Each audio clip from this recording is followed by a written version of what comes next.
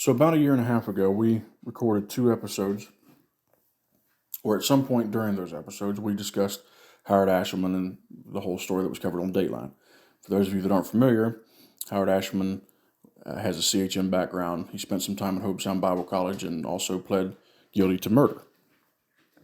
And it was a wild enough story that Dateline decided to cover it.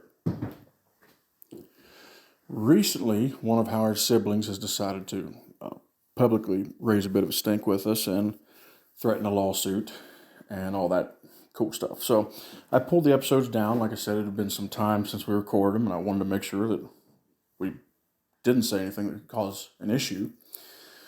And she's claiming some kind of slander against her family and all that stuff and things. I pulled them down, and after review, I don't see what she's talking about. So what you're seeing now, yesterday, I think we uploaded one either yesterday or early this morning, and then this one here, you're seeing uploads of old episodes because we took them down. Now we're ready to put them back up. So if you already heard them, I apologize, but I just want to give you a little bit of backstory into what's going on and why you're seeing it. So anyways, here we go. 3, 2, 1. Get ready, set, go. The First Lady of Florida is sick with cancer. They're asking for prayers. All I've got for them is take your Regeneron and your ivermectin and hope for the best. Oh, boy. Okay, Is this thing on? Yeah. I was about to say, is this thing on myself? What was that? Did I catch you off guard with that one? You sure did. I have no idea where we're going now. That's an example of your tolerant left. You still surprise me after 11 years. I actually heard that clip. I was listening to Nick DiPaolo the other day and heard that one. I thought that was quite the gem. Did you hear about that, by the way? No. Who is that saying that? I don't remember her name. The first, what's Ron DeSantis' wife, Okay. diagnosed with breast cancer. Oh. And that's a little bit of the response that they're getting. From who? So she's diagnosed with breast cancer, but they are she's talking about like it's got COVID or something. Well, she's just saying because down in Florida they're really pushing the Regeneron, and they're not pushing so much the ivermectin that I know, but that was her response. So she got cancer, so they don't like it that Ron DeSantis bucks the system. So therefore, that's the response you get when you cancer. Okay, that just shows just how stupid they are, because that doesn't even help breast cancer. That's not the point. They're just saying, hey, in other words, tough luck. That's the response you get from extremists on the far left. Unbelievable. Yeah, terrible. Yeah, that's crazy. There's so much love there and acceptance and goodwill, that they don't even. Oh, that's disgusting. Yeah, that works when it fits their agenda. That's the only time you'll hear about it. Oh man. Mm-hmm. Yep. Now here's the thing. I know we've talked before, and I remember when we were discussing this podcast and how we were going to go about it. He's got the pen out to point with. He's getting serious. Yes, he is. I remember when we were discussing all this about how we wanted the show to go and all that, and we said we don't want to be political. But then a buddy of mine actually told me, he said, Phil, if you try to keep your views of things out of it, you won't be yourself. It's true. So your views on things are part of you, and then you'll come across as fake. And so I started going more, and if anybody knows me, they know I'm a rabid Joe Rogan listener. And right. I realized you can talk about politics without really taking a hardline political stance. With stuff like that, anybody can hear that and say that's stupid. Right. So I don't really have an issue with talking politics with things like that. It's part of our culture. Sure. I'm not a Republican. I'll tell you that right now. But I do enjoy discussing things in the news and things in the culture, and that happens to be one of the things I thought it would be a good opening clip for the show. So Anyways. Yeah. Well, Well, a lot of compassion over there. yeah. I tell you what, it's just me and Miss in the studio today, and John is on broadcasting. He's out on assignment. On assignment. So, Well, fireman is on assignment, yeah, y'all. yeah, the little essential fireman, man. He's tearing it up over there. Putting out all them flames. He's looking for a girlfriend, okay? I want a girlfriend. Exactly. Before we get started, there's a few things I want to mention. Don't forget, you can, if you give us a 5-star rating wherever you listen to your podcast, it really helps out. I haven't been talking about this much lately, and I got a little more facts on it. If you'd like to become a supporter of the show, you can go to anchor.fm/PhilSparks. They got 3 different options there if you decide you want to do it on a monthly basis. 99 cents a month, $4.99, or $9.99 if you want to help support the show. You can contact us at hillbillybroadcast@aol.com. You can send us a voice message at anchor.fm/PhilSparks. You can reach us on Facebook. I'm also on Twitter at PhilSparks Show. I created that one a long time ago when we were pushing all those YouTube videos and stuff. And I thought I was going to be the next Ed Bassmaster. Oh, my. You're funny. Why? You just haven't been discovered yet. It never panned out. I've done a lot of things over the years, putting videos up. And when you give it about a 10-year cushion and you look back at it, oh, my Lord. Oh, the douche pimples you get. Yeah. Because now you can be like, you know what you can say? Whenever you just say, look at this. Just look at this. Well, I'll say this to people, too. There's video out there, and I'll have to snag it, and we'll play it on the show, of me trying to host a talk show. Ooh, I get goosebumps every time. I've seen that when I was younger. Even as a younger man, younger boy, I was like, what is this? It is terrible. My voice is high-pitched. I was about 15 years old. And you had no facial hair. You were like tiny. Yes. I do miss the tiny Listen to Kanan. Like you could say something yourself, Kanan. Well, no, What do you mean? No, Kanan's tiny now. Me and him just flipped places. Exactly. Because now you're a big boy. What? Oh, no, never mind. Never mind. John, you had said you was going to write introductions. Did you ever do that? I failed you. I failed on the introductions. Failure. Failure. Car crash. Thank you. I tell you what I did. It's a car crash. What'd you say you did? I did do research on some other stuff, though, so I at least did a little bit of homework. Ah, yes. I believe that was on Jim Justice. We started ragging on him a while back. There's a lot of material right there. Yeah. Oh, that was funny.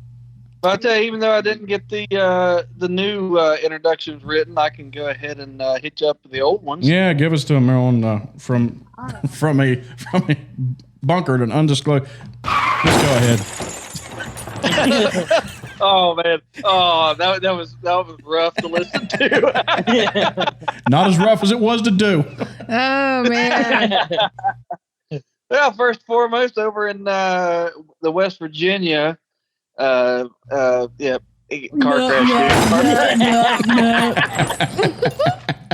Over in the West Virginia division, we got my brother, the man that looks like he ate Scott Grover. Never gets old. Don't. You know, I just telling a guy. Oh, yeah. I tell people that story about you slamming me that You day, do. Tony, and everybody gets a kick out of it. Yep. I think they give me like a little pity laugh. You poor They're little like, fat man. oh, that's it? That's like we I ate think more. I did the first time I heard it. And then Kanan, like, didn't he reply back? And then all of a sudden he was like, oh man, I don't feel so good about that no more. I felt so bad. I was like, that's sad. Aww. It's funny. I just That's my buddy. Don't make fun of my buddy. can't nobody say that unless you say it, right, Cam? Yes. Yeah. Like, don't touch him. Don't touch. Oh, well. Oops. Did John just drop out? I think John just dropped out. I'll tell you. You must have got a call. He must have. Right in the middle of introduction. Now what am I Yes. supposed to do? Now I don't lost my know. train. He's But gone anyways, to win. let's go Well, ahead. man, if they don't know who we are by now, there's problems, my man. That's what I think. And we do have, who is it? H.C. Heskett. What did Yes. he say that was? What, homeless Canaan? Nope. Hey, you had another term for that, didn't you? You did over the weekend. Oh, I don't remember. Homicide Canaan. Homicidal. Homicide Canaan. I like that one. Dude. That's good. That's funny. That's good. We went. I wanted to touch on this real quick. I got to go to a bull ride a couple weekends ago. Right. That was very interesting, and it's actually I went to go see Brett Carpenter was the barrel man. Our sheriff. The Love guy it. that we're still trying to get on, and I actually walked up and introduced myself to him. First time I probably had ever talked to him in person. I'm like, hey, I just want to let you know I'm the guy that keeps bugging you about coming on the podcast. He's like, oh yeah. So I started talking to him. He said, yes, I definitely want to come on. It's just a matter of finding the time to do it. Isn't he like different whenever you talk to him versus when he's the clown? Yes, he is. It's like a different persona. He just takes on somewhat like another personality, just like Sasha Fierce is Beyonce's alter ego whenever she gets on stage. But supposedly it's like the thing that makes her like possessed. Yeah, he turns into it was kind of weird because the switch did flip. Yes. Whenever you start talking, he starts getting real serious. And Yep, just, he's a very like laid back type, really quiet person. Yes, he is. So he said, to keep in touch with him, he definitely wants to come on. He also got hurt again. Everybody was checking up on him on his Facebook page because they were all saying, "We were just hoping you were okay," and I was like, "We're just glad you're still doing it." Yeah, he took a horn to the neck. He said. This was in night 2. I was sitting there watching. Actually, Byron was down. Byron went with me on night 2. Yep, got to meet up with Byron. He went with me. What did old Byron think of this? I won't speak for him. I think he enjoyed it, but it doesn't bite everybody like it does us. Like the bug doesn't. The bull riding thing doesn't. I love it. I think it's just one of the coolest things. Just watching like man versus beast. It's almost like the gladiator style. I'm very careful when I say this, but it's like that whole like man versus beast. Like you have to, wrestle with the beast. And and it's a lot of the same reason why people watch NASCAR too. Somebody could literally pass away. People could actually die in front of you. Yes. Absolutely. It's very enjoyable to watch. I love PBR. Yes, it is. And I also like how patriotic they are and all that stuff. It's they always are. Cool. They're very patriotic. Very true. Very true. I got to see that. There was actually 3 PBR riders there that night. Which ones? Do you remember? You said Marcus. Marcus Mast was there. I've watched Marcus on TV many times. I recognize the name. There was Eli Hirschberger and the other guy. I can't remember his name. I recognized his name, from seeing him on TV. Hirschberger, I didn't really know. I think he was riding on the Velocity Tour the other night. Okay. But Marcus Mast was there. It was pretty cool because I went to Applebee's afterwards and I looked over and there sits Marcus Mast in Applebee's. And I'm like, no way. I'm like, I watch this guy on TV all the time. You should have went and you introduced look over. yourself. You don't. Okay, you never want to go introduce yourself to people, and I'm like, they are popular people. They know, but you just don't want to impose on them, or what's? Well, you don't want to be that fanboy either. Yes. Why not? Be a fanboy. Yeah. Well, being a fanboy makes you look like an idiot. No, you don't. You see girls do it, but you don't see very many masculine men just like. You can't tell me that if Jennifer Aniston walked through that door that you wouldn't be fanboy. It's a woman.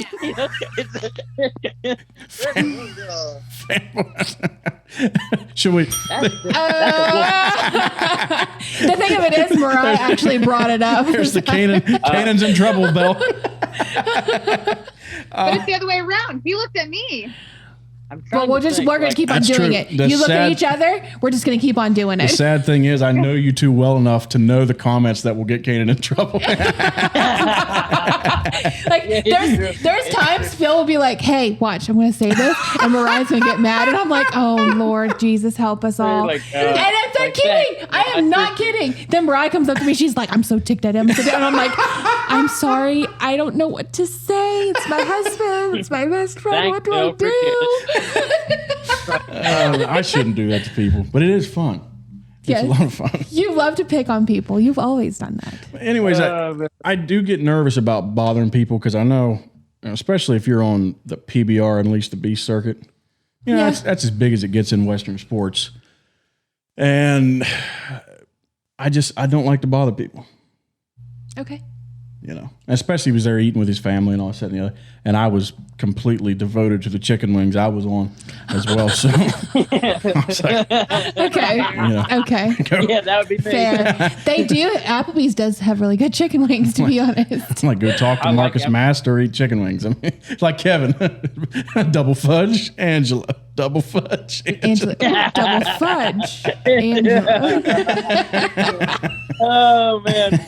So it was very interesting. Brett did get hurt. He was in the barrel, and the bull got over at the end of the barrel again, stuck his horns up in there while Brett was in it. Man. And he got banged up a little bit, but overall it was fairly uneventful. There are times when you're at a bull ride that it goes completely haywire. Yep. And then true. there's times it goes fairly smooth. And there was a few injuries. I went both nights. There was a few injuries there, but it wound up. You know, it was fairly run of the mill. It was all right. That's good. Yeah. Good. I like Where it. was this bull ride at? Jane Lou down in little town just down 79 there. Okay, I got you. But I will say this: when Marcus, he got on 4 bulls in one night. 4 bulls. Really? And wow. I was like, why? Why so many? They're just bucking too bad, or what? It was odd. He entered the event twice. There was a couple guys did that. So basically they got to ride for 2 guys. So they paid their entry fee twice, I'm assuming. So he entered the event twice. Was someone missing? That's why they were able to do that? They only had the first night they only had 10 riders. Oh, wow. That's not a lot. You got to think they're a fairly small circuit. They are, they're getting ready to have their finals. Right. So the guys are banged up. Yeah, they're hurt. So there's not as many guys there to, to ride. Well, that's nice you can go in there twice then. I mean, if you're willing to suffer the brunt of it, go ahead and sign up twice. Well, I don't know if there could be such a thing as they asked him to, just because you got to put on a good show for the crowd. You got 10 riders. Yeah. I mean, that's going to be a quick night. Yeah. A lot of people I know for posting on Facebook, they loved it. So it's great. It's a very popular sport. It's a great for event. Us. The Spiker family, they're the ones puts it on down at their farm. Or at Spiker Farm, they do a heck of a job every year. They sure do. They do a real good job. Treat people really good, and so that was interesting. I will say this: you can always tell the PBR riders over top of the other ones. Like Marcus Bass come out of there, and I think his first 3 bulls of the night, he spanked them. Got myself a little beef. It's like you could tell there's a reason why this guy's on the PBR. Well, John's back. Hello, announcement. Hey guys, Talking about coming in with a bang. we're gonna make you sound real good. I had a call or something. I went and did something real important, and now I'm back. Yeah. But really, somebody just stopped in the firehouse, and I felt stupid talking into my phone. Oh. What? See, that could have been a plug for us, and you could have said, "Hey, I'm doing a show on Hillbilly Bracket." You failed. Yeah, I'm doing a show. Have you listened, failed. by the way? Would you like to contribute a monthly amount? The guy that stopped in there is complete. Okay.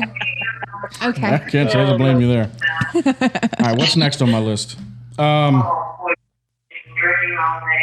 give this radio time to calm down. Let's just go ahead and we'll talk about this. Yep. Sorry,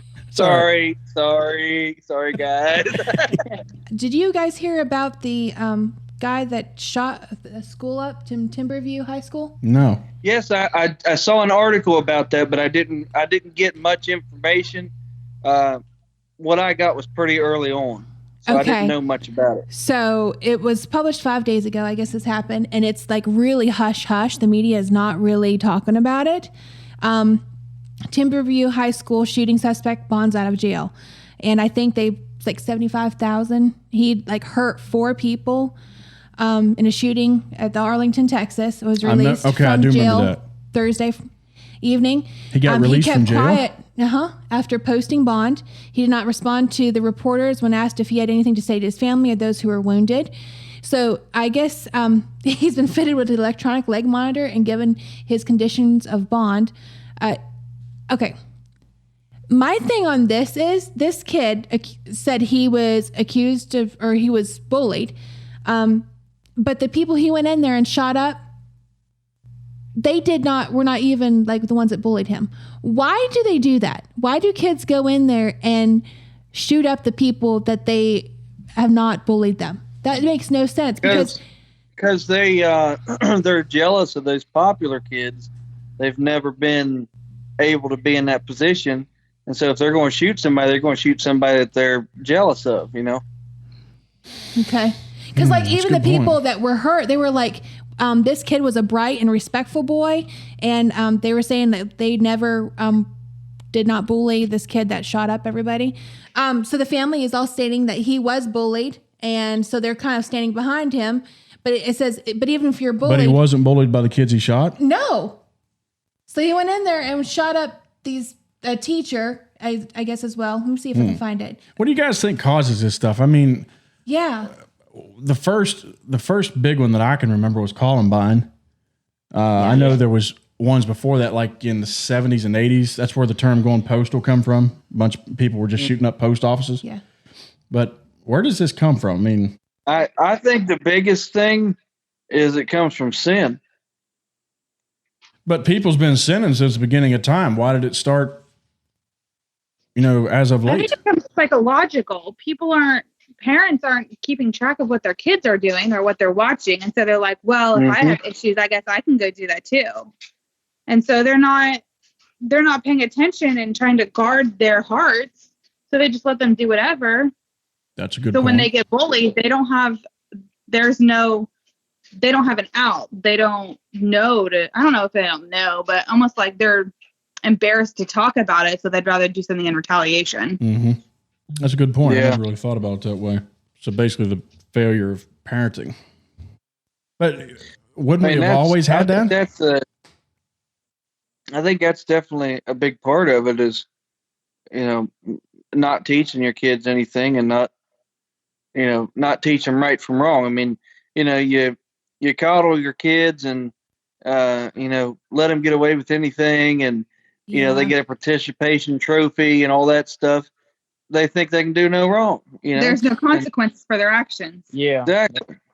Well, and then whoever bailed him out of jail, they are nothing but an enabler for that guy, because why in the world would you bail somebody out of jail after they went and did a shooting? Yeah, that's true. I'll probably have a better understanding of this after I have kids, but I think if a kid of mine did something like that, I'd let him stay there. Well, this is another thing too. Yeah. So now the family, okay, he was trying to protect himself, is what the family have said.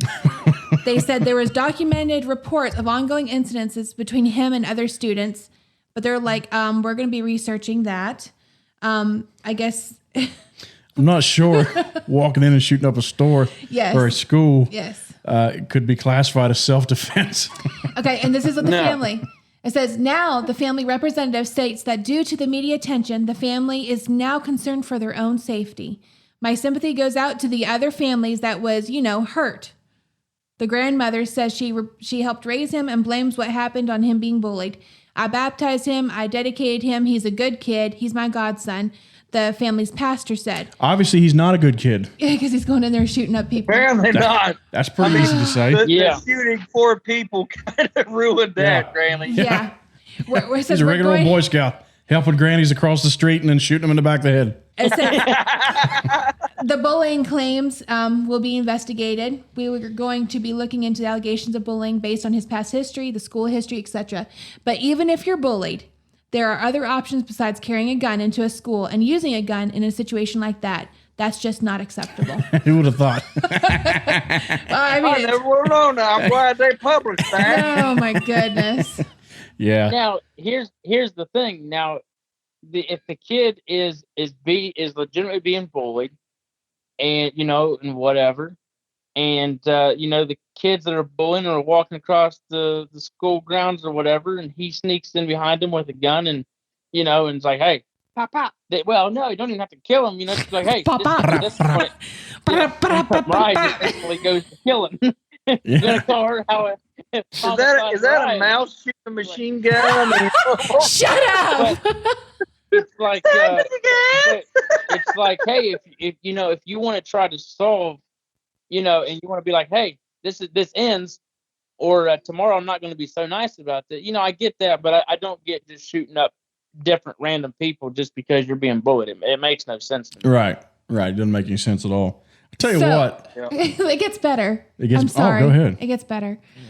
It says, before he was released, Simpson's family prayed for him, those who were wounded, and the ISD, Mansfield ISD, to address the issues. Okay. The issues of bullying in schools. Wait, so before he was released, they prayed for him? They had a big, huge, I guess, prayer meeting for him. So that fixes it. Did he get some religion? Oh, boy. Since we're talking about criminal stuff now, I mean. Look at you going with the segue, huh? Yes. You guys want to talk about Howard Ashleman a little bit? I do. Yeah. I know we touched on the last episode, which was grueling, by the way. Oh, my Lord. That was a rough conversation. That was a bad one. I cried at the end of that one. The one we just did. The one you guys hung up on. Yeah. Hung up my butthole. It was not bedtime. I'm just kidding. No, you are such children. That was a rough one to try to sit through. But that was bad. That was a really bad believe it or not, that was really rough. It's gaining a lot of traction, which is good and scary at the same time. It's like we discussed Howard there a little bit on the last one, and I know Kanan, you and Miss specifically wanted to go a little deeper into. Yes, we did. Oh, Howie there, homicide Howie. That was an interesting. I cannot believe. Well, let's just start at the beginning, okay? Kanan, place to start. What was your first interaction with this guy? You said you knew a little bit, like you saw him or something. I saw him, I think maybe 2 times in person, but it was more at a distance. I don't think I ever actually went up and shook his hand or actually had conversation with him. Okay. But You probably did in passing. maybe in passing, but never So I would have definitely been in the same dorm as him because I used to go to the boys' dorm and sleep off my my troubles. Good catch there. So we would. So I was in the dorm a lot of times with when he would have been there. So, but like I said, never really had any really one-on-one time with him. But I remember the times I did see him and stuff. In passing, I actually asked a couple people. I was like, how legit is this guy? I just never got the feeling that I never got a murderous oh, this dude's a murderer. Right. I always just thought this dude just kind of seems like he is at Bible school because for one, it's in South Florida, you're a mile from the beach and there's a lot of girls, and I'm like, that's kind of where my mind went to. He wanted to get himself a girlfriend. Everybody that I talked to was like, oh no, dude, he's super cool dude. He does have a past, but yeah, awesome guy. Yeah, he does. I'm like, okay, that's cool. I was like, well, if nobody else doubts him, I don't really have any reason to. So, so that's about as far as it went. Well, then the other day, Matthew, my buddy, calls me. He's like, dude, do you know Howard Ashleman? And I'm like, no, the name don't ring a bell. I was like, why? What's going on? He's like, dude, you need to get on Dateline, watch the episode, The Bridge. And he's like, it's insane. He's like, see if you recognize him, whatever. As soon as I see him and his girlfriend, I was like, you have got to be kidding me. Yeah. I was like, so I called him back immediately. I was like, yes, dude, I know this guy. So that was kind of the interaction that I had, with him and did know of him at least. I actually knew his girlfriend and her mom a little bit more than I knew, him. But. Okay. Shocker. Mariah!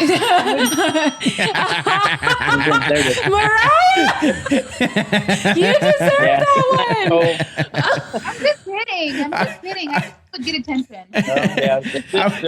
I was waiting for a chance to use that bell. Oh my God. You got to use it, my man. Oh, man. Never fails, bro. I love it. Girls' night, one for the moms. The moms. He was going for the moms. Oh my. MILF. So, well, then I even called you up, Phil, and I was like, dude, you got to watch this, man. This is crazy. This is an insane episode, which you did get to watch it, right? Or at least heard it? Yeah, I listened to all of it on podcast. That's usually how I consume Dateline. And then I came home because I wanted to see some of the videos and stuff. So I pulled it up on. Oh my gosh, that was rough. Peacock is the podcast app. different than the episode? No, it's the same thing. You just have video, like it's Yep. Yeah, there's no You video. can just listen to it. Oh, I didn't know they did that. Yeah. Oh That's yeah, pretty cool. I listened to him. I listened to like 2 or 3 episodes of Dateline today.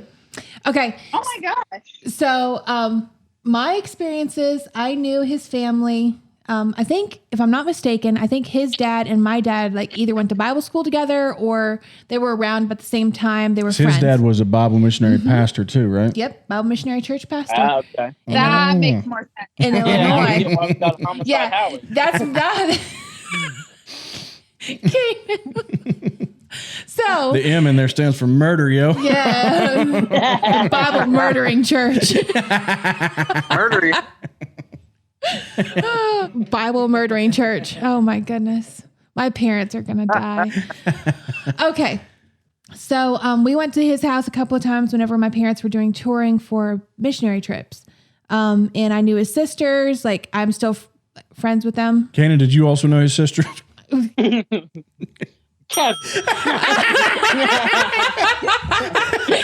Mariah just Mariah looked away purposely. Mariah, like, you know- I love this. You know I'm going to be overusing this bell, you know? That's why I looked away. I know. Even when you don't look, I'm just going to put it in there whenever. I'm sorry, Miss Good. You knew his sisters. That's okay. I'm just wondering if Kanan knew his mom. Because that might be the...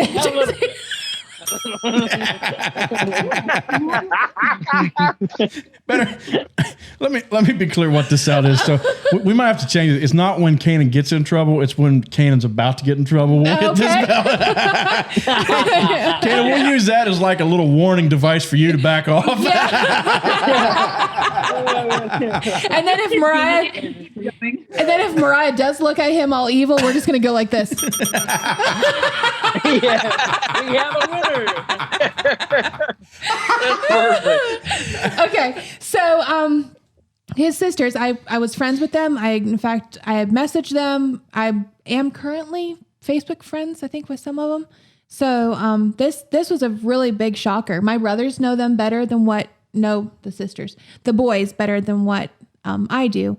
But one thing about the podcast or that we were watching in the video, what was the motive for this guy, for Homicidal Howie, to even kill this guy?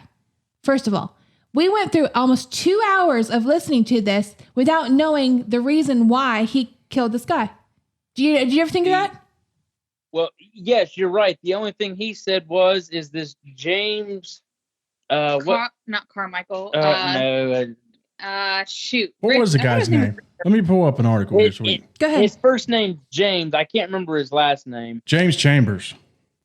Chambers. The Yeah. Sister of the Sea. Okay. So what was it?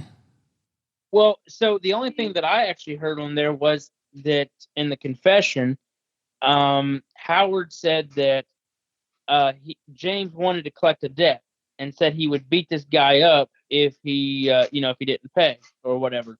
And Howard didn't want to do this.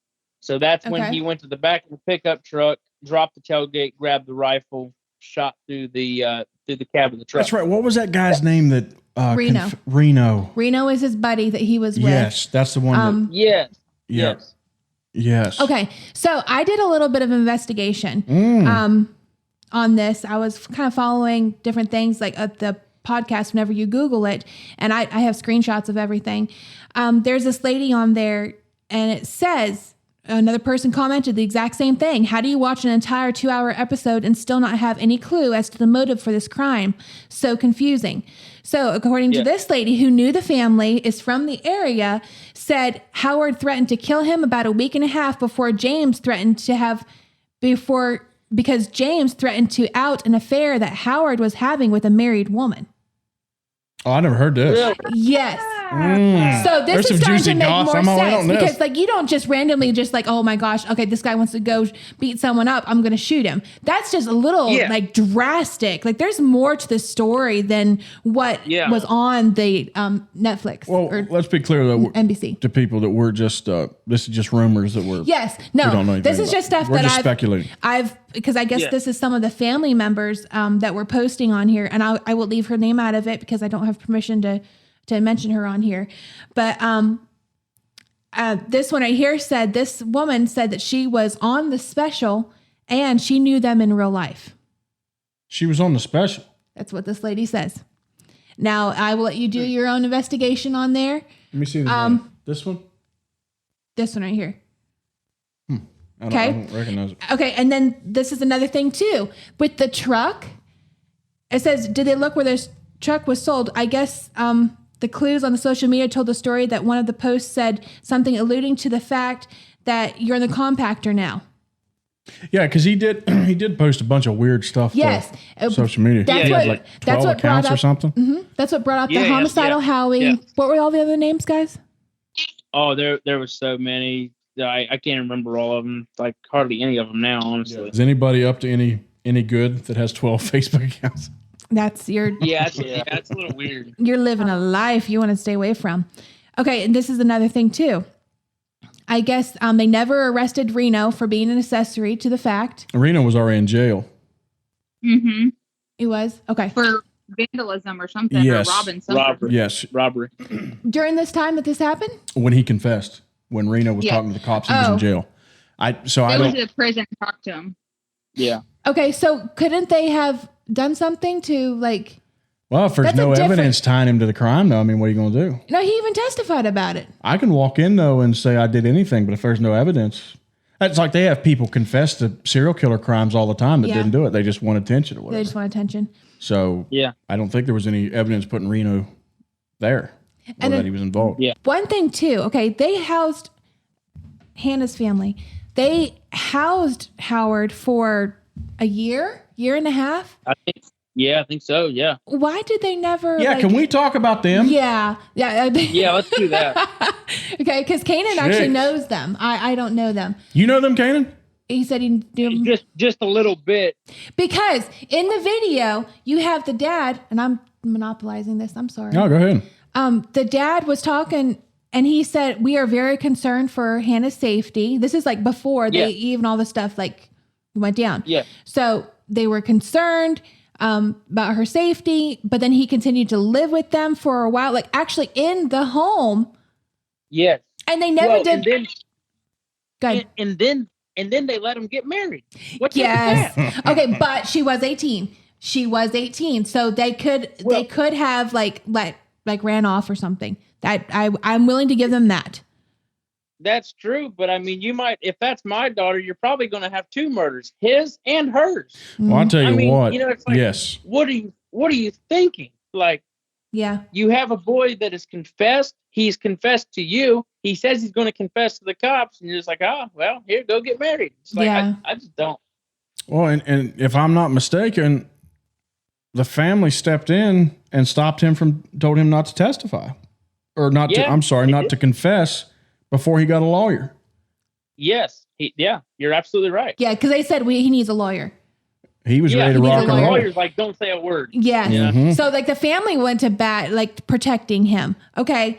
Yeah. And then took him in. He lived with him, according to the Dateline episode. He lived with him for a good while. Yes, he did. Yes. Yes. Yeah. Oh boy. So now tell me this.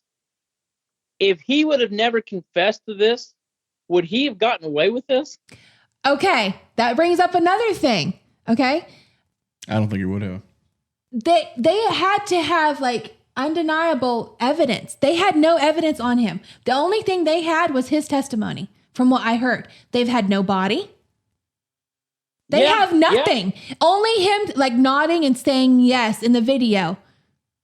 That's all they have. Yeah. Seriously. Well, it They was have like- nothing. Well, it was like circumstantial. Don't they go out circumstantial when they've got, like, they could place him in areas, they know where his phone pinged. His phone was in that time, in that general area. Okay. That's really, They really. found blood stains on his truck windows, even though the DNA was so old and had been out in the weather, they couldn't verify it.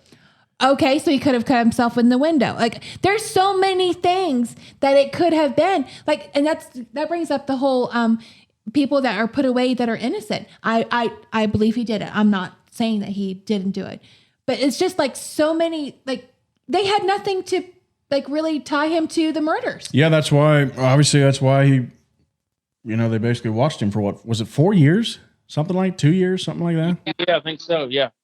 Yeah. I think by watching, Dateline and what was another one? Man, I was big into the Investigation Discovery Channel there for a long time, and I was watching a lot of stuff on there. And I'll tell you what, if you are really good at just getting rid of the body and nobody ever finding it, a lot of times they'll get away scot free or for years. Mm-hmm. So I mean, he, with them never finding the body, I mean, he just about got away with it. Yep. I mean, leave your cell phone. Seriously. The thing that really got him was the cell phone, because he was clocked at different places. Okay. Yeah. I mean, and he even said he had a reason for like his cell phone, like being at these certain areas, because it was with Reno, according to him. I'm sorry. Like that could actually happen. How many times have we left our phone somewhere and it says we're there, but we're really not? Yeah. True. Well, True. It's hard to tell too what they would have come up with after the fact. I mean, if you're talking about would he have gotten away with it had he not confessed? If obviously they were going to keep digging. Yeah. So it's hard to tell what they would come up with. He might have gotten away with it. I think it's highly probable that he Which is have. scary because he would be a pastor of a holiness church right now. Oh my gosh. Oh my gosh. All the other podcasts made about the holiness church, that'd be about right. Well, here's something I want to talk about Okay. with this whole mess. Yeah. I first heard the Howard Ashleman story Yes, I know where you're going with this. about 2 years ago, maybe. Uh-huh. And it was longer than that. It was 2018. let me just tell you the story, the version I heard. All right. Perversion, you heard? This was the version that was being spread. Now I'll tell you that I heard this from my father-in-law. I'm not blaming him for this. No, this is just what he was told. This is what came to him. This is basically like a big game of telephone. Okay, so this is my dad's version of what he heard. This is what I heard. Okay. This is the holiness authorized version of what happened. Yes. Okay. Howie murders somebody. Then several years later, Howard gets good and saved. And by George, he's on fire. Uh-huh. And he starts feeling guilty because he killed somebody and he got away with it. And he decides out of the goodness of his heart, and because he's such a good Christian, To turn himself in. that he's going to the police station to turn himself in because it's what's right. Uh-huh. And he walks in there and the police station says, dude, we have no idea what you're talking about. We don't even know he's missing. Family Yeah. haven't filled out a missing persons report. Oh, I heard that was that too? verbatim. I heard that. Yeah, man, you're nuts. So, good little old, good little holiness Howie goes on down the road and gets Holiness Howie? Holiness Howie. Oh, Holiness Howie. yes. goes on down the road and gets married and was living his life. And then the cops finally realize there's something to this. And they bring him in and arrest him. And his wife is such a good lady. She's still sticking with him, even though, this was all basically, she didn't know about this, was the way it was kind of portrayed to me. Yep. And good little old Howie, man, he turned himself in. He's a good old boy. Now, does that sound like what you heard on the Dateline episode, Kanan? Oh, absolutely not. That is not even anywhere close. And okay, I was talking to my friend, and I'll mention her name here, Aisha. She was talking and she said, we hear this and you're like, oh my gosh, so glad, she's sticking with them. She's such a good little wife. That's how I felt about it. Okay. Forgive me. And if they want to friend me, they can. But and then you find out he dodged the police a couple of times and he was supposed to be somewhere. Yeah. Instead, he's getting married after he promised he'd be there. Okay. This is a Christian guy broke his promise, his word of where he was going to be. Already flags are going off in my head. Okay. Okay. Then what about the spousal immunity thing? She wouldn't have to testify against him. Oh, that was a good point. There was, they did make that point in there too. Yes. By doing that, she did not didn't have to testify against him. He could have, she could have known more, and she's sticking right with him, but it doesn't look Right. Like there's obviously a lot of things that are wrong with this whole story. Well, she knew all about this. Yes. He had confessed basically to her. She was and she still audio married taping him. him. She willingly married him. Yeah. And then she marries him. Yes. And warning signs are really going off in my head. Like there's something wrong with this whole story. And so my whole thing, the reason I brought this up, this whole whitewashed version that we're getting from the holiness side of things. Good little wife sticking with them, you know. Okay, after he like obviously lied and said he was going to be somewhere and he wasn't. Because we'll point out the problems with this story. Number one, he wasn't scot-free and got away with it with nobody suspecting him. He was suspected from the very beginning. Yes. He was the last one to know that he was where James Chambers was. And in fact, from what I understand, James Chambers' mom is the whole reason they found him, because she was keeping track. She was basically Facebook stalking Homicide Howard. She was stalking. Yes. Yeah. And so he's down at Hope Sound Bible College, and the cops catch wind he's down there. Then they go start putting pressure on him. That's why he confessed. Yeah. It wasn't because he had this, this great burden on. And the guy could have been a Christian at that point. I don't know. But the story was whitewashed, is what I'm saying.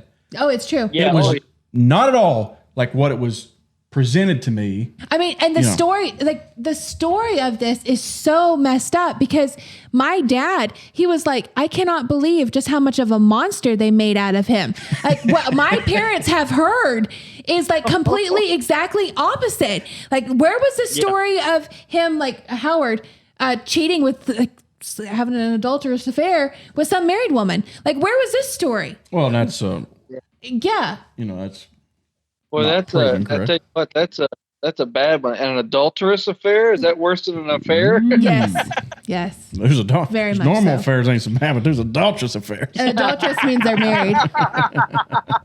Oh, man. John, what was you saying about spousal immunity?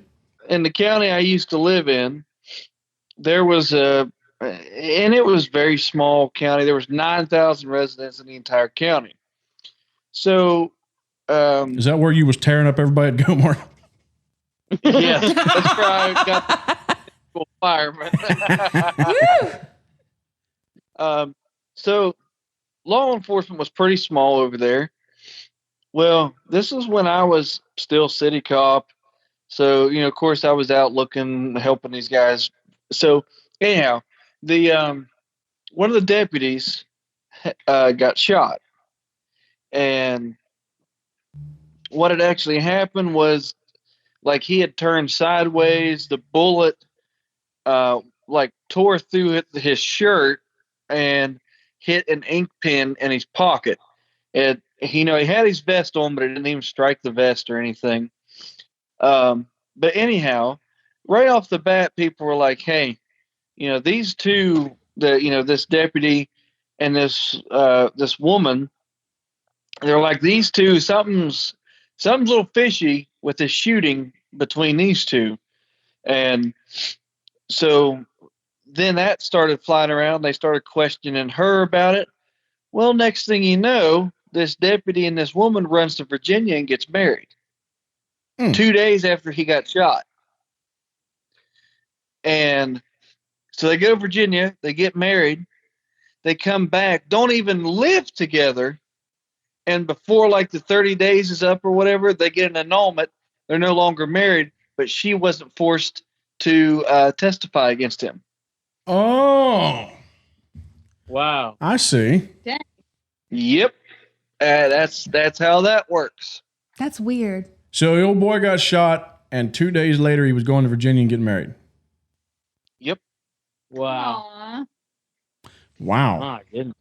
Wow. Yep. So that spousal immunity stuff, I think, is BS. Yeah. Well, what had happened was Howard's now wife had recorded him. But Multiple times it said. But then she recorded him before they got married. So therefore, the recording was able to be used.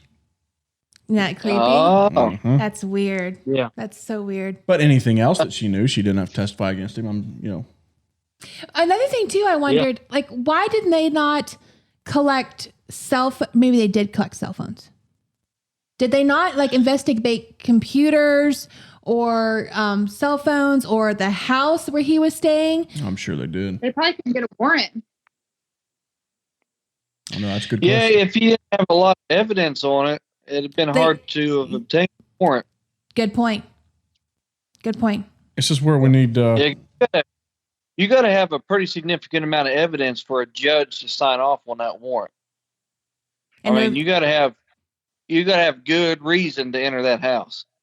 And they didn't even have like a verbal statement that he did it, because all they had was him like nodding, and they had Hannah like testifying and saying, "Yeah, he actually nodded." Yeah, and that was all they had. This is where we need my buddy Phil, who's an ex-state trooper. Oh yes, who listens to every episode, and he's told me before. He's like, "Man, there's some topics you guys get on that I'm like, man, I could say a few things." So if we're getting something wrong, I'm sure Phil is chewing the steering wheel in his car right now. We need to have him on, okay? I'm working on him. He needs to address like all the topics. He doesn't have to talk about personal things. He can just talk about different things that he's wanted to mention to us. I'd love to have his viewpoint on some things. Well, his insight. Yeah, Phil was a state trooper for a long time, so he would know a lot of these ins and outs that we're sitting here just talking out of our rear end about. Right? Yeah, we're just babbling about it. We know enough to be dangerous. Yes, we do. Man. No, Talking about somebody talking out of their rear end. Oh no, that's a perfect segue into old Jim Justice. That was perfect. That was great. I like that. I like that.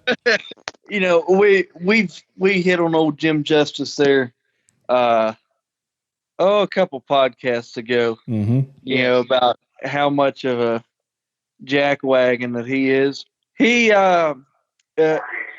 first of all, let's hit on this baby dog. Well, make sure everybody knows, because most of our listeners are not even in West Virginia, I think. So Jim Justice is the governor of West Virginia, where explain yourself first before you dig into deeper. And Jim Justice is quite the character. Go ahead, John. Jim Justice, you can compare him to Boss Hogg from the Dukes of Hazzard. He's a dead ringer for Boss Hogg. Yep. Yes, that is Jim Justice's Boss Hogg. And he's got this ugly little bulldog that is literally a baby dog. Yeah, that's his name. Yep, baby dog. So that's what I call my wiener, baby dog. Oh my gosh! No.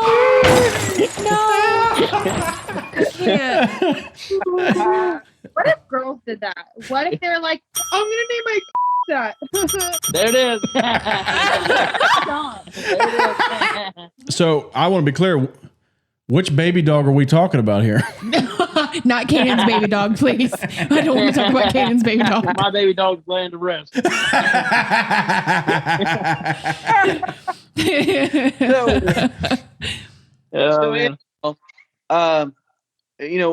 this COVID vaccine, Jim Justice started a COVID vaccine lottery, and it's called "Do It for Baby Dog."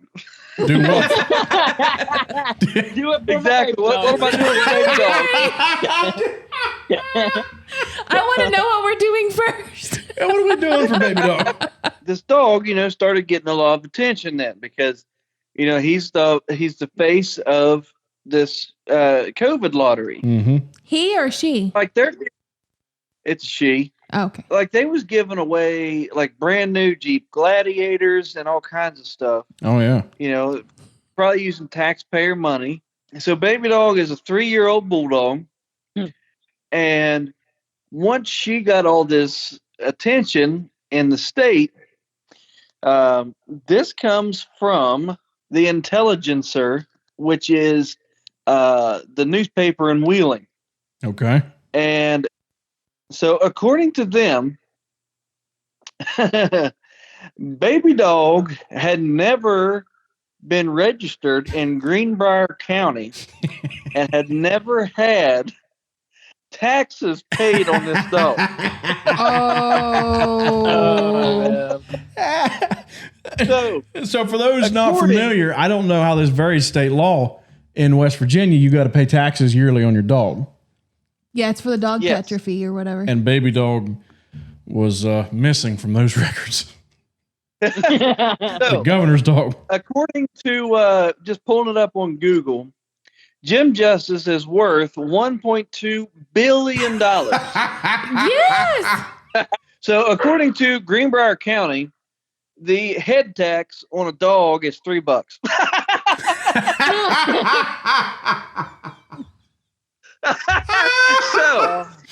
So we have Fat Boss Hog that's worth $1.2 billion, and he won't pay a $3 head tax on his dog. Oh man, friggin' Jim Justice. Let's not forget this is Jim Justice's finest hour. Again, I encourage all businesses that are allowed to open to do so only if they follow the guidelines to keep West Virginia safe. There it is. That's our governor in West Virginia.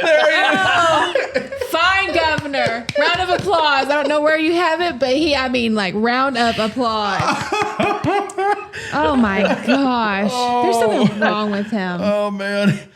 He's something else. Talking about people sticking their proverbial foot in their mouth. Keenan, you mentioned to me about John Gruden.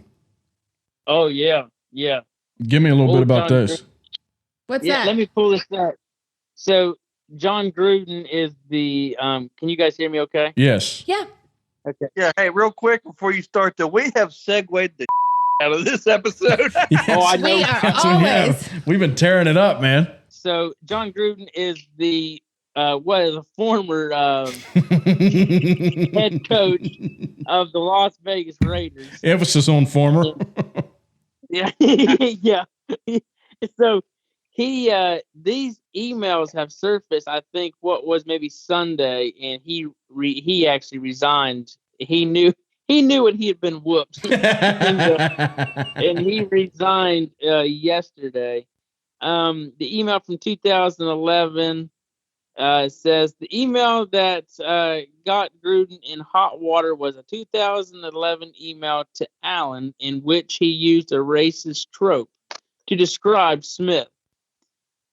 He said, Smith has lips the size of Michelin tires. Y'all. Are you serious? He also... That's racist though? Like, I'm confused. He's talking about a black guy. They started pulling up all kinds of emails of his after this one, of course, and whatever. Or I don't know if they started pulling them, but they were found out. And he also was blasting Barack Obama in 2012 campaign. He was he said the vice president looked like a nervous little True. No, wait, okay, so wait a minute. So what did he say about Barack Obama though? It was unclear. It didn't actually say that I could find. He actually said more on Biden than he actually did on Barack Obama, which from what I was reading. So you can't call somebody I guess not. Let's go, Brandon. Oh. I mean, this is a serious issue, in my opinion, in the culture. All right. So the guy says a few things. All right. He said a few racist things. It ain't great. Yeah. But is the guy still a good head coach? Oh yeah. I mean, they haven't been doing too bad from what I understand. I just let's see. There's actually so much. He also singled out individuals as targets of his hateful language that includes Caitlyn Jenner from Gruden mocked when she won an award in 2015 after the transitioning. Well, let's be honest. It wasn't just John Gruden that mocked Caitlyn Jenner. Pretty much everybody did. No. Oh, everybody did. Yeah. Everybody did. Including myself. Yes. Now, can I also say something else that right quick about this? So he shouldn't have said, some of the stuff maybe they said, but dude, I have to commend him on one thing, because it's another thing that was brought up that they were that they were kind of blasting him for too on this news site that I was looking at and reading through, because I started just reading down through all the stuff that he had said, you know, because now everybody's picking everything that he's ever said in his life, and it's like, you know, when all that kneeling first started happening, he said a player that kneels should be fired, and I was like, I like that. You don't hear too many of the coaches talking about that. Or no, you don't. Now that was a private message, because obviously you can't just walk out and say that, because, you know, but that was, I guess, one of the emails too, is he was telling another guy, like, a player that kneels should just be fired. Shouldn't even be allowed to play in the NFL. So how many emails did they actually reference in that story that were racist? I'm not 100% sure. There was that one. He was naming he was talking about the guy's lips. So that's, I mean, you can. I think that was, there might have been something else, but I think that was pretty much all on the racist part. That where he got into more trouble was, he also criticized what's the NFL's head guy? What's his name? Bruce Allen. Nah, no? what's I know you're talking about. Everybody in every Patriots fan hates right? him. Roger Goodell, is that right? That that might be right. Of course, I haven't paid attention to the NFL. He might not be Commissioner Roger Goodell. Yes, so he criticized Roger Goodell. Yeah, he called him a. All right. Well, I mean, that's actually a pretty fair description of Roger Goodell. But like, I hate to say it, but we have freedom of speech. Like, if someone calls someone a name, like, I'm sorry, like, you're gonna flip out because someone called you a name. I think another big thing that got him is the other one was, he said, I can't remember what year it was, but he said, I'm tired. There was a gay player that actually came out, was actively gay. Yeah, I remember him. I guess the draft came up or whatever, and Gruden said, I don't want to draft any queers. so it's just so I don't think it was really just like one set little thing. I think it was multiple. And I was talking to a guy today, and he said that, you know, another thing that could have hurt him as well is, from what I've understood, is he's just not a really nice guy. Like, he's actually just very, like, just can be very rude. Well, I can imagine. So I can kind of gather that from the things he said. I don't know. I mean, in this hyper racial culture that we're in, I feel like I even got to be careful how much I defend or even discuss this. And the guy sounds like a d. Yeah, he really does. He does. But I get what you're saying, though, and I would even agree with you on that. I think things they nitpick so much. It's like, I'm so glad that I'm not going to be a coach or a politician or even a preacher, for goodness sakes. I mean, the stuff that I have said, I mean, I'm sure you guys have even caught me some on video camera that I'm just so glad nobody has the access to. You know what I'm saying? Right. I mean, I've said some stupid stuff, you know, that, you know, so it's just, you know. I would imagine that everybody in the country has said things when they thought they weren't on record, whether it be a joke or whatever, that they wouldn't want blasted to the entire news media. It's just a matter of, I have. You have to, the money, okay? Let's talk about the money. If you have the money, you can pay anybody off. So that becomes part of the issue too. If you like are well-to-do, it doesn't matter. You're going to, of course, be like for everybody, but they're going to hide their racist comments because, I mean, for example, look at Hillary Clinton. And Joe Biden. I mean, look at all, like they all have said like crazy things. They've been caught. And yes, I mean, and they're still, okay, they're the best people out there. We voted for them. What was it, Joe? Yeah, let me look this up now because I don't want to just say this and not have something. What was Joe Biden's racist comments? Let's find this. Oh, of course, there's the one where if you didn't vote for him, if you voted for Trump, he said you ain't black. Yes, I remember him saying that one. I do remember saying that one. Here's a quote where he was saying that, okay, quote, unlike the African American community, with notable exceptions, the Latino community is an incredibly diverse community with an incredibly different attitudes about different things. Oh, honey. Boy, I tell you what, that's an intelligent statement right there. Gosh, that's the president of the United States right there. This is off of heritage.org. No, this one. In the same interview, responding to a question on whether he had taken a cognitive test, Biden angrily fired back with a suggestion that the black reporter was a drug addict.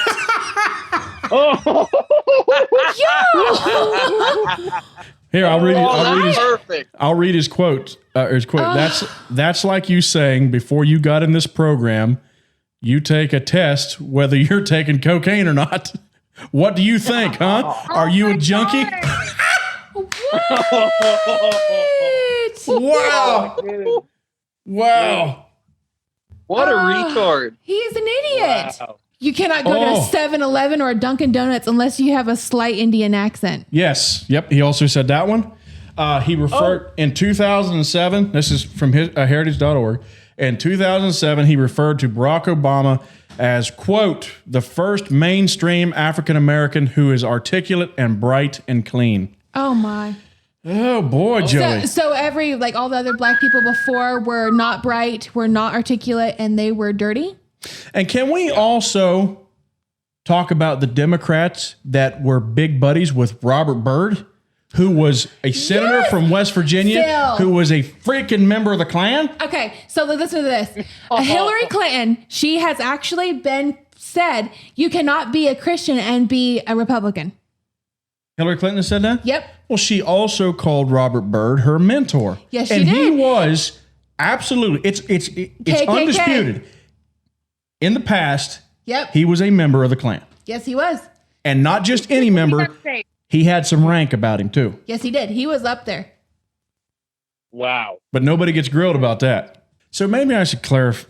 I don't know. I don't know what I think about John Gruden. Obviously the guy sounds like an idiot. He shouldn't have said what he said. I'm being so serious. He should not have said what he said. Yeah, no, I agree with that. But on the other hand, it's like, man, guys, we'll just nitpick something to death. We'll pull up, obviously somebody wanted to hurt him, or these wouldn't have just surfaced. Somebody shared these, and and now we have what we have. It's like this was, it's like. Well, and can I take issue with that article that you were just reading, Kanan?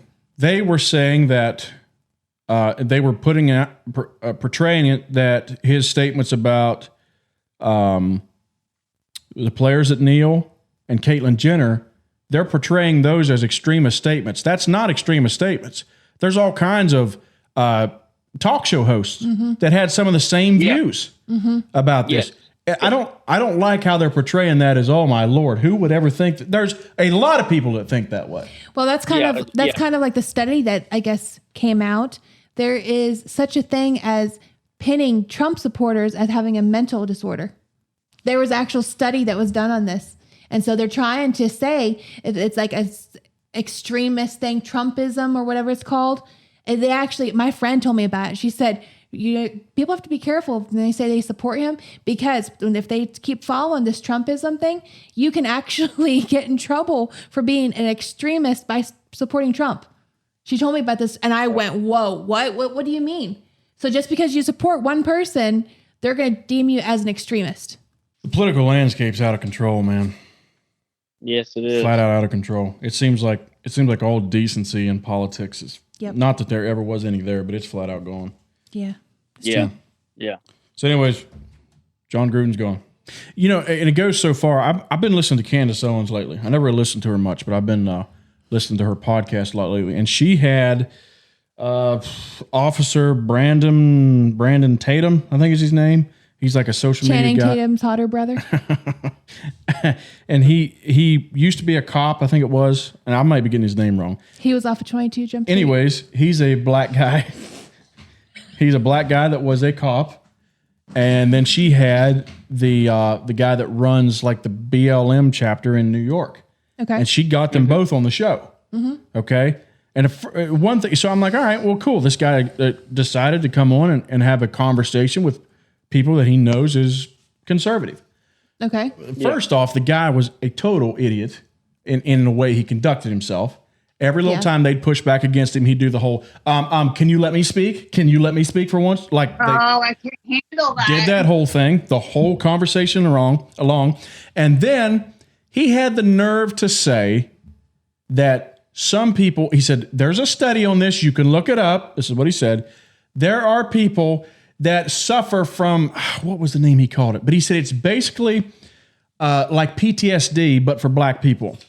Because of all of the racist things that's happened to us in the past, even though it never happened to the individual person, so we basically have PTSD.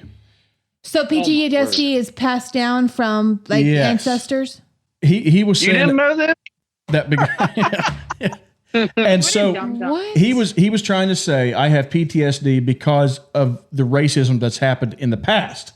And I gotta give Candace. Not how that works. No, it's not how that freaking works. Wow. And I gotta give Candace some major credit.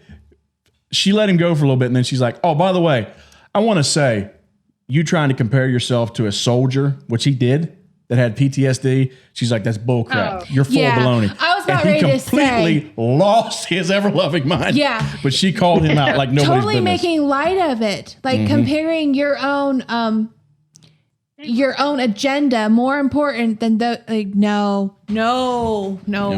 It's crazy. Oh man, I have to look that up now.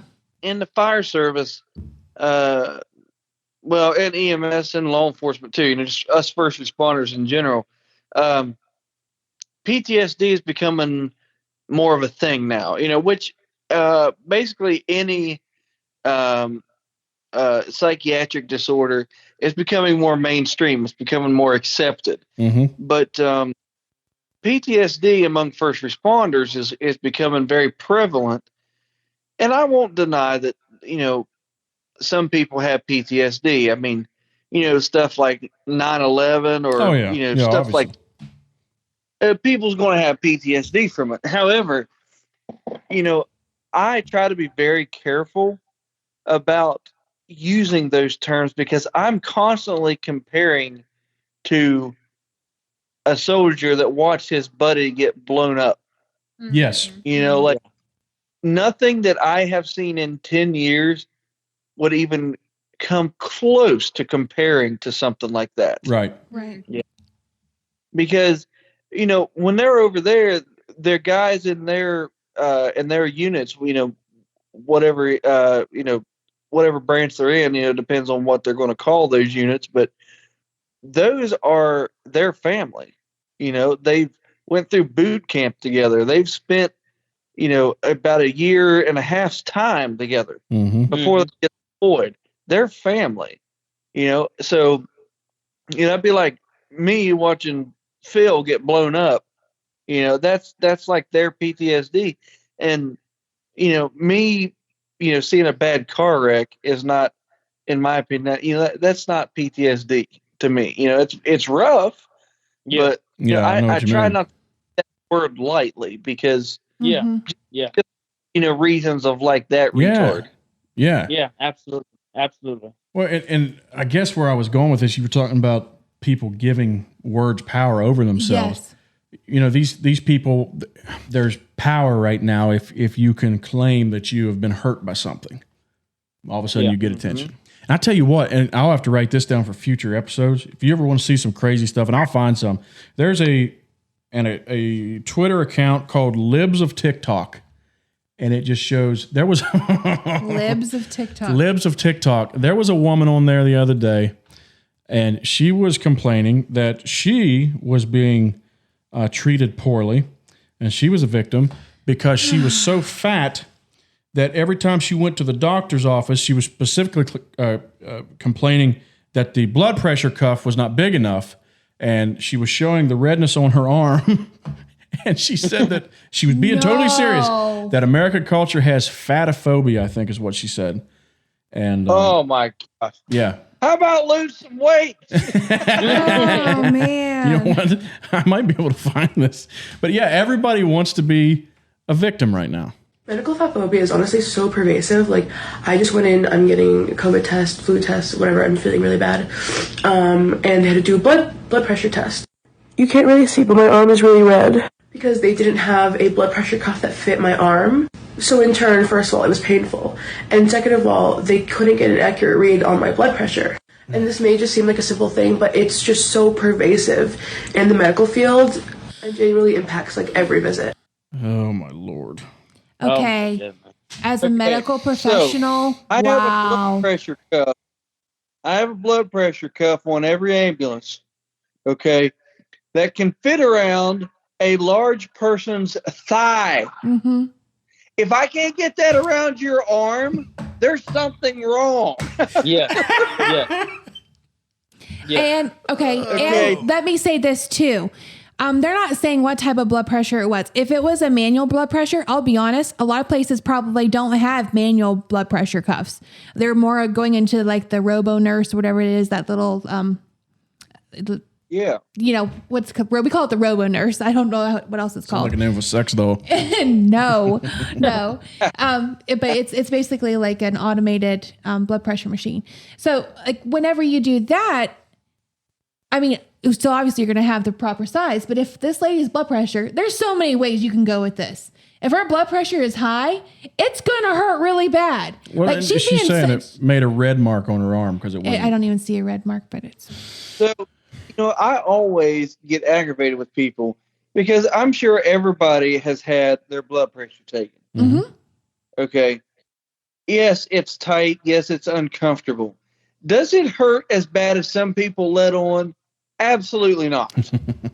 Like it's not that painful. I mean, and like Missy was saying, if the woman lost weight, her blood pressure wouldn't be high. It wouldn't have to squeeze as hard to get it reading. Sorry. That's true. I wonder if her blood pressure was 170 over a Big Mac.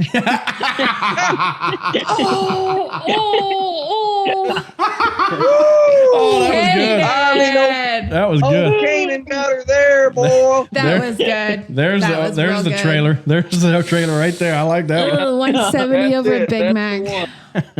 Yeah, well, people also, they don't want to accept that they have a flaw that they need to change. This lady here, if she really wanted to go on a diet, she could do it. And I'm saying this as a fat guy, all right? Obviously, I don't have the willpower. But me neither. You know what I mean? So if you let yourself get into this and then you start blaming everybody else, no, that's not how that works. Okay, and I'm going to say this. I am going to say this. As a woman, I can say this. I am a bigger size girl, so I'm allowed to say this. We are living in a time where size is not really an issue anymore. Like we have TV shows, My Glorious 600-Pound Life. It is an issue if your blood is butter, like this woman here. Wow. That was what are you? You're saying? I'm saying nowadays, like we're not living in sizes 2 and 3 anymore, 4, whatever, negative zeros. So you're talking about the way we're living in a time where Ashley Graham is like one of the hottest models that's out right now. We're living in a good time for plus size people. Okay. Yeah. So I'm not really feeling her fat phobia because like Victoria's Secret has now plus size people. That they were like the gold standard before. Like we want you to be 100 pounds and 6 foot tall and fitting into double zeros. I mean, you're not going to be able to fit into that if you're a plus size. Now they have plus size models. Like I don't agree with the narrative that she's putting out. No, it's baloney. Yeah. I agree with you. It's the time. Everybody goes out of their way to be inclusive. Yes, they do. And when you see this, it makes you want to puke. Like, this is crazy. How much do you expect us to do? Yeah. Do you want me to look at you? You know what? You're healthy. Your blood work is wonderful. And we're not going to lie to them. Yes, you'll probably live to be 99 here, lady. That goes back to what we hit on towards the beginning of the show. Everybody wants to be able to do whatever they want and not have any consequences. Mm-hmm. Yep. Mm-hmm. And she wants to stuff her face with 7 Big Macs and then, not have to worry about, my blood pressure is 170 over a Big Mac, Yeah. That's the label of this podcast, by the way. That should be the title, 170 over a Big Mac. 170 over a Big Mac. I like that. But, and then, I don't know the whole context of this because you could have had the nurse say, and I know I've said it before, I need to get a good size blood pressure cuff, because if it's like too small, it's going to give a false reading. If it's too big, it's also a false reading. So she probably explained herself, knowing it as a nurse. Like, we are very, very sensitive to people. We have big people coming in. We have small people coming in. We have like all sizes. We always make sure we have proper size blood pressure cuffs. Our hospital is absolutely wonderful to being conducive to all sizes. So I don't know the context of this, but I don't appreciate how she gave the context. Like, you don't have and the only thing it did was it made her arm red, and she said it was uncomfortable. But what I'm meaning is, what did the nurse say? The nurse probably didn't say, we don't have the right size for you because you're too fat. That's how she is coming across. Yeah. And I don't like that, because the nurse probably had a better way. She explained something, and that's not how she took it. Well, let me present it this way. So anybody can start this crap now. So what if I got a beard, so I identify as a bearded American, and I go to a hotel. Yeah. All right. And I'm like, they don't have beard oil here. Do you know this beard phobia, that they don't care for us like they should? Yeah. Yes. I don't have the proper tools. I can't help it. I just like beards. What you could say is, I'm like half a species, because there's multiple genders now. Okay. But like you're like half the population, you're a male. They need to be catering to more half the population. They're not caring about half the population. You could totally go with that. Yeah. That's scary. And you could make an issue out of it. You could. And that's what this woman's done. She did. And that's why she's on Libs at TikTok. My butt's getting sore from the chair, guys. I'm going to shut it down. My Lord. I got plenty of cushion. Don't forget, give us a 5-star rating if you liked it. If you don't, still do that. We need the 5-star rating. We need the 5 stars. Also, if you really dislike the show and you really want to make us mad, you can go to anchor.fm/Phil Sparks, and you can become a monthly supporter. We got 3 separate options, and if you really want to make us angry, go for the $10 a month. I hate that. That makes me so mad. Your face is so good. You can also send us a voice message at that same link. We'll play on the show. Email hillbillybroadcast@AOL.com. Find us on Facebook, Hillbilly Broadcast. I am on Twitter at Phil Sparks Show, and I'm sure some of you other guys are too. Oh, yeah. But I don't have your handles. Send me your handles. I'll make sure I put it out there. Okay. I'll grab them handles. That's it. I'm done. Later.